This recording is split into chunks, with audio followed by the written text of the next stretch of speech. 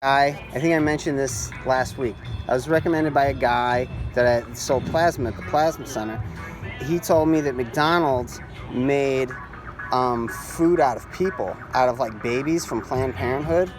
And then so he told me where to find it. So I looked it up, and it was a guy on a thing called the Turner Radio Network, which may have something to do with the Turner Diaries. Yeah. I don't know.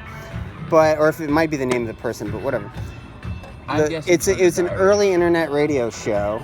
It's a white supremacist Nazi radio show. Like, I just am afraid that you sent that to me because now I'm on a list. But you don't understand the concept of just don't open it. Do you understand the concept of the Phil Hendrie show? No. Where the host is interviewing himself through a telephone? I haven't heard it.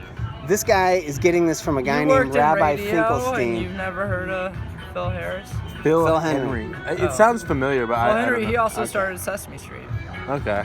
All right. Well, so Phil Hendrie was a radio show. Mm-hmm. It's very popular. Are the alt comics, the alt comics, whatever that means, really liked him. They used to collect. I used to make tapes of him. A lot of people used to make tapes of them and trade them and stuff. This was on the radio. A guy, 5% of his audience thinks it's real. And he interviews himself through a phone, through a character. They'll talk about the Million Mom March, for instance. And then all of a sudden she'll digress, the guest will digress into something about how if you get a vasectomy, your sperm will be like blue. And then people call in. That's true. And then people call in and then argue with the guest, and then it becomes improv comedy. And it's some of the best improv comedy you'll ever hear in your life. But sounds good, buddy. He's on TV. You've probably seen him on TV and stuff. Something tells me calling it improv comedy is a slight distortion. That's literally improv. What is? The guest is improvising with the caller. The caller just isn't aware of it. That's the concept of the show. People call in because they think it's real. Like the first time I heard it, I thought it was real. He had a whole thing about how this Cuban guest was talking about Elian Gonzalez, and who is that? And how Elian Gonzalez was saved by dolphins because he's the reincarnation of Jesus Christ. And then people would call in and go, "Are you crazy?" And he's like, "Well, yes, I am." And he just rolls with it. And it's just caller after caller, and they get fucking pissed off. How crazy were the 50s, dude? So this guy's doing the same thing through the phone with a guy named Rabbi Finkelstein, and Rabbi Finkelstein sounds like Mel Brooks. Yeah, I don't want to listen to that. That's what you're gonna funny. show us? Yes. It smells like pizza. It smells good. Okay. Yeah, they serve pizza there. They had pumpkin curry. I'm not sure if they still have it. Whoa, that's interesting. You said pumpkin curry? Yeah. My throat's fucked up. I was hitting a CBD pen before I came here and burned my throat. Really? You shouldn't hit it with your throat. Do you want that CBD pen back? I don't hit it with my throat. You gotta use your fist, man. They teach you, or the open fist. They teach you the first day of karate.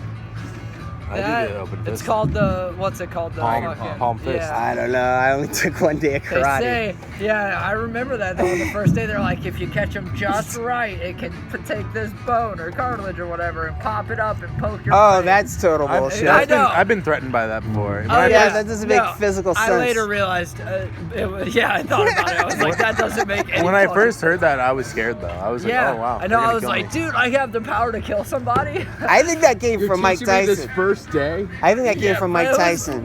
I only took like 2, maybe 3 weeks, and then my parents were like, it came to the point where I was gonna get a gi and like really had to commit because it was gonna cost them money, and they were like, you got to be into this for a while, and I was just like, nah, because I did karate for like 3 years. I was pretty into it. Yeah, I think I got more into Tai Chi. Green belt, not bad. That was only green 4 belt, days. never looked back, you know? Yeah. Smoking that green. I like your style, Evan Fonfa. Green belt for life. I like your You're style. a green belt? That's pretty good.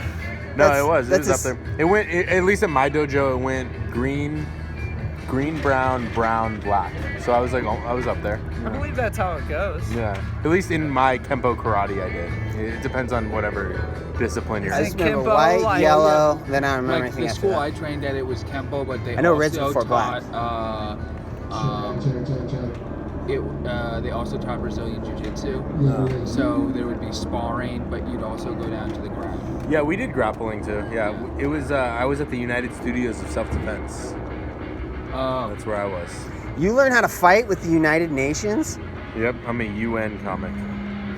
no, I thought the United Studios of Self-Defense, you could like literally pay them $2,000 to get you a black belt in a couple years. You know you got to pay $500 to get a mantra from a TM center? Really? Yeah. $500. $500 for them to say Oompa Loompa. You can buy You're like, a Oompa plot Loompa. of That land. works. They were doing this on Cuptown the other day. I mean, it might have been an old episode, but I was just listening. And they it was like 1,800 or some shit like that. And you can buy a small 1 square foot by 1 square foot plot of land in England and be the lord of that land. And just be able to be called Lord and then your name, like, legally. Like, you can. Wait, how much does that cost? It was like $1,800 or something. Yo, I'm totally And there joining. was like, there were even First higher, $1,800 like there were ways to I'd get say. like Count Duke and shit like that, but it was like $8,000. It was wild. I don't know how real it was, but it was fucking, that shit's so funny. That's a pretty good show. Or podcast, rather. Count Couch. I like It's the only podcast I listen to. Was it that as doesn't good? have a Would have been better if we video. called in and pretended to be a rabbi and tried to convince you that McDonald's made hamburgers out of babies. Just saying. Alright. I love how disappointing. Want to hear some more Phil Hendrie episodes? He played a I'm gonna psychologist. Google him, actually. He played a psych. Oh, you'll recognize his face because he's in like He was New in an Girl, episode of Marin. Team America, Marin. Yeah. Oh, really? Yeah, he's got a Marin's like WTF. driving I've watched around like after something 3 sad episodes of happens, Marin. and he's listening to it, and he was like, I know this guy, and he like just drives all around California or This some guy? shit and finds it. No, I'm just kidding. Guys? What's up, Goose? How you doing, that's buddy? the guy that stole my woman. Right here. Can I call you Goose? That's also the guy that stole my Yeah, woman. It's What's up, bro? a Spanish term of endearment. A lot of men are. So he plays. him, right? Yeah, he plays a psychologist, and the psychologist has a mentally retarded child. You watch a lot of New Girl? And he calls. That's a yeah, good show. And he calls. Yeah, it is I like that one guy. Hendrie. Who's the Snyder? you Who's said the Fonz Hendrie. of that show? Schmidt? Schmidt. Yeah. Schmidt's great. So I like when they do it all it day. reminds me of a Do that roommate I all had.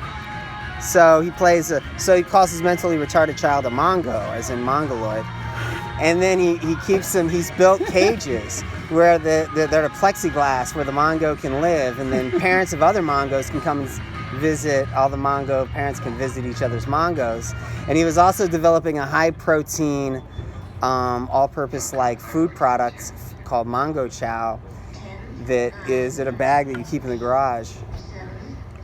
I've been wanting to say Mongoloid That's one of my more. favorite episodes. I've been wanting to say Mongoloid more to diss people. I think it's a good one. He had an episode where he played 3 characters. One was a gay guy before he had Yeah, there's no way I could I'd get take gay away it. with that. conversions therapy. It was a gay conversion. And then one was him after, and him after is just like a shaky voice. Like he's like, I like boobs, I like vaginas. Those scenes in Bruno where he's talking to those like the straight converter people are hilarious. And the commentary, the director's commentary of that movie, they're all just like, I gotta say, each one of those men I've met, I feel like we're very clearly gay. I'm just like, what a job. I mean, you are around gay people all the time, so there's something to it. But what they do, my boss caught me listening to this in the back of our job at this bookstore I worked at, and because part of it, he asked him to explain the Reverend Vernon Dozier. That's the other character. So he asked the Reverend Vernon, what's this gay conversion treatments like? And he's like, well, what we do is we have them watch gay porn, and then I have his testicles hooked up to a Honda Civic car battery, and if he gets an erection, I rev the engine.